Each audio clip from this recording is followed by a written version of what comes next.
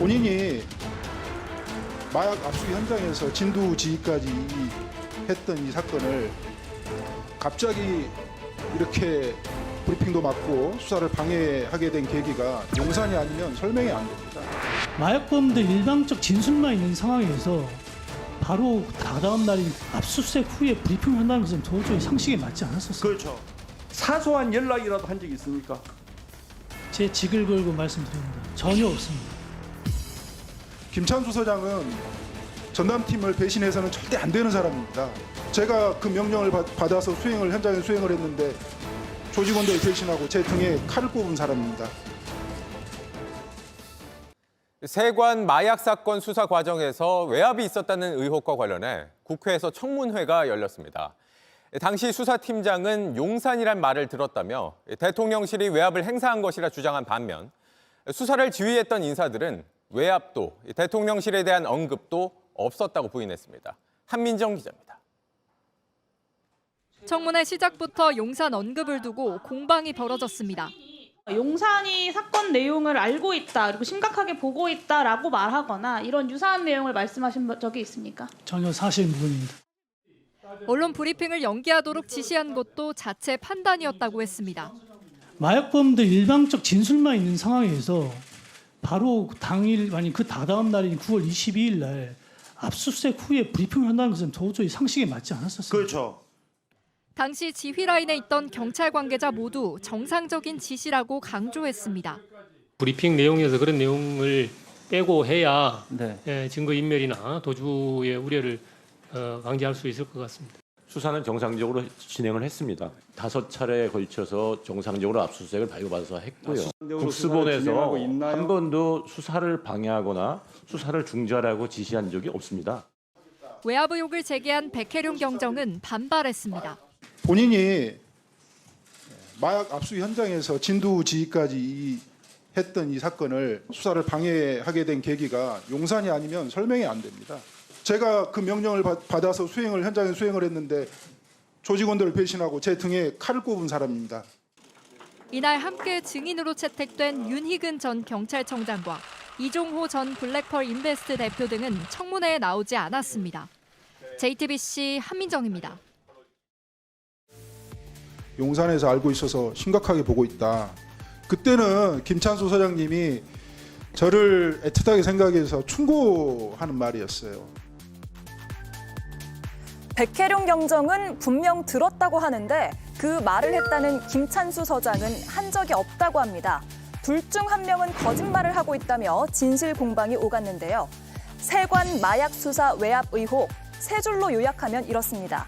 지난해 1월 말레이시아 조직원이 인천공항을 통해서 마약을 들여왔는데 세관 직원이 검색대 통과를 도왔다는 게 백 과장의 수사 내용입니다.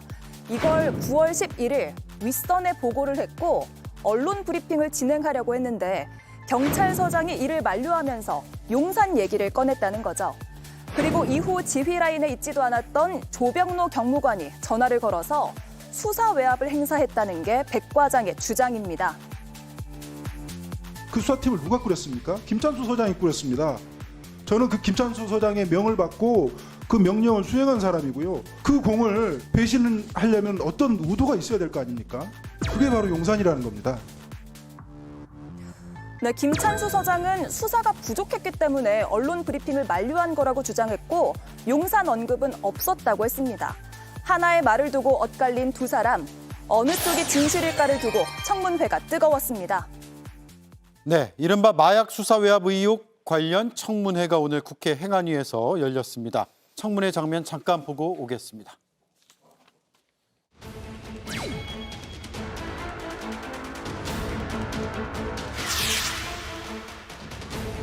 본인이 마약 압수 현장에서 진두지휘까지 했던 이 사건을 갑자기 이렇게 브리핑도 맞고 수사를 방해하게 된 계기가 용산이 아니면 설명이 안 됩니다.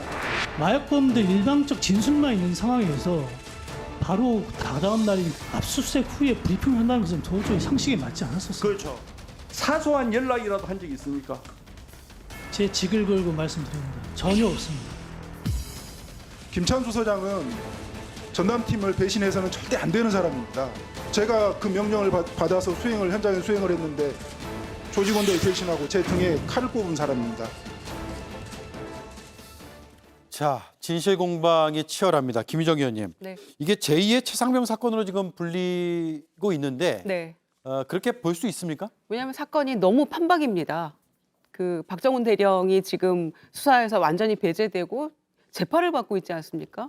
정말 최선을 다해서 육사다니는 내 아들에게 부끄럽지 않은 그런 아버지로서 수사를 하겠다라고 했는데 거짓말할 이유가 없지 않습니까? 마찬가지로 이 백희룡 경정 이분도 사실 용산에서 심각하게 보고 있다 이런 말을 지어낼 이유가 전혀 없는 거예요. 네. 그런데 이 수사 잘하고 있다. 수사팀도 늘리자. 막 위에도 보고하고 그랬더니 윤희근 전 경찰차장도 잘하고 있다. 칭찬까지 했고 본인이 현장까지 나가서 막 가서 보고 했던 이 경찰서장, 영등포 서장이 갑자기 일주일 만에 돌변해가지고 그런 말 한 적도 없다 그러고 본인은 또 대통령실로 가지 않았습니까? 그러니까 외압에 굴하지 않고 정말 그 최선을 다해서 진실을 밝히게 수사했던 사람들은 다 좌천당하고 그다음에 재판 중이거나 이렇게 되어 있는 것이고요. 그리고 고개 숙인 자들은 승진하거나 영전하거나 이런 상황이기 때문에 예. 그 모습이 너무 똑같고 이 건은 두 개는 다 판박이다. 완전히 이 마약 수사가 또 다른 최상병 특검으로 가야 되는 그런 수사 외압건이다라는데 뭐 괴를 같이 하고 있고요. 예. 그런 점에서 이 문제가 심각하다라고 봅니다. 지금 거짓말할 이유 없는 사람들에게 죄를 덮어씌우고 있는 것이죠. 예, 판박이다. 정광재 위원님 생각은요? 문제의 심각성 측면에선 뭐 최상병 사건과 같이 경중을 따지기는 어려운 사안이라고 봅니다. 다만 수사 과정에서 어떠한 의혹이 있었는지에 대해서는 뭐 여러 조사가 가능할 것이라고 생각합니다. 그런데 세관을 특별하게 용산에서 보호할 이유가 있었는가 이런 동인에 대해서는 쉽게 수긍하기 어렵고요. 예.